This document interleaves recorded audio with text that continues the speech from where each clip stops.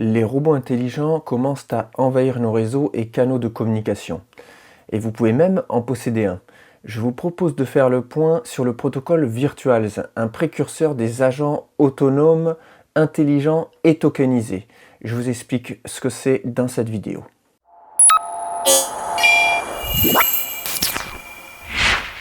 Il y a quelques années, Twitter, Facebook et les autres réseaux faisaient la guerre aux robots sociaux qui peuplaient et publiaient des messages de manière automatique. Aujourd'hui, les avancées fulgurantes de l'intelligence artificielle ont permis à des influenceurs virtuels d'émerger sur nos réseaux. Je pense par exemple à Lil Miquela, Kizuna ou Luna. Parlons justement de Luna. Luna, c'est un agent virtuel intelligent piloté par les LLM. Cet agent, comme des milliers d'autres sur le protocole Virtuals, est capable de créer sa propre stratégie, de comprendre son environnement et d'interagir avec son audience de manière totalement autonome. Elle est présente sur X, sur Instagram et différents réseaux. Jusque-là, rien de très disruptif puisque c'est déjà une grande tendance de 2025. Mais le protocole va plus loin. Il permet à chacun de créer son propre agent sans nécessairement de compétences techniques et même de posséder une part des agents existants déjà sur la plateforme. Je vous explique le principe. Virtual présente un framework qui permet de créer un agent à partir de certaines caractéristiques choisies et de prompts que vous allez construire. Vous définissez ainsi le caractère du personnage que vous souhaitez créer, son domaine d'expertise, ses réseaux d'activité et son comportement.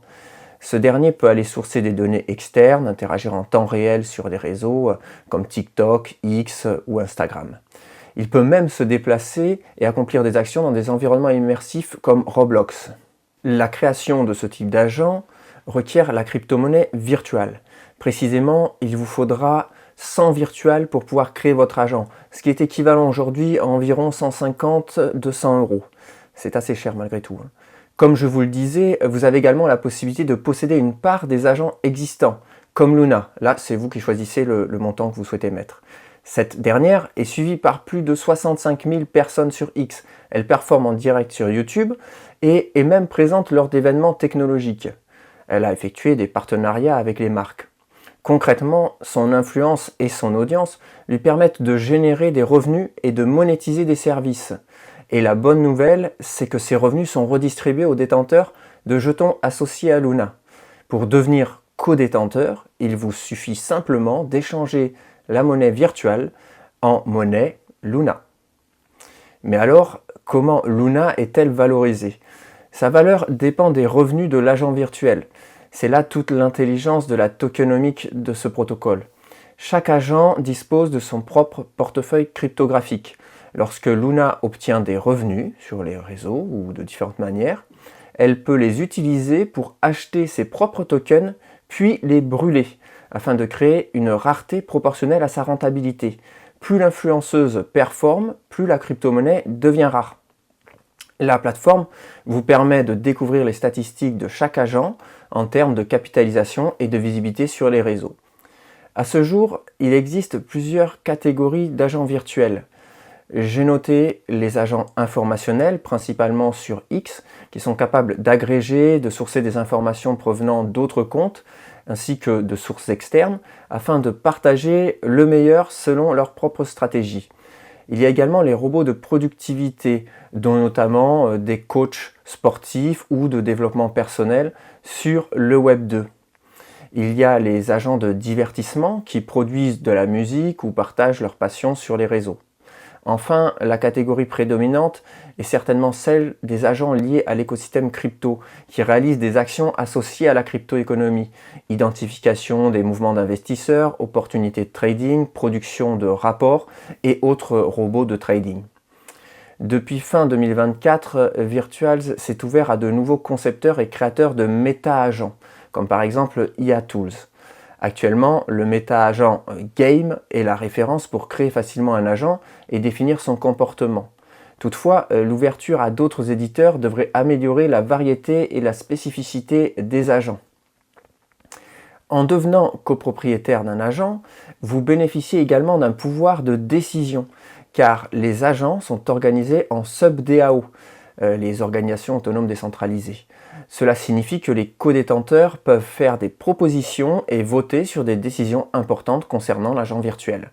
Principalement 3 axes: modifier le modèle de langage qui est utilisé, modifier l'apparence de l'agent et modifier sa voix.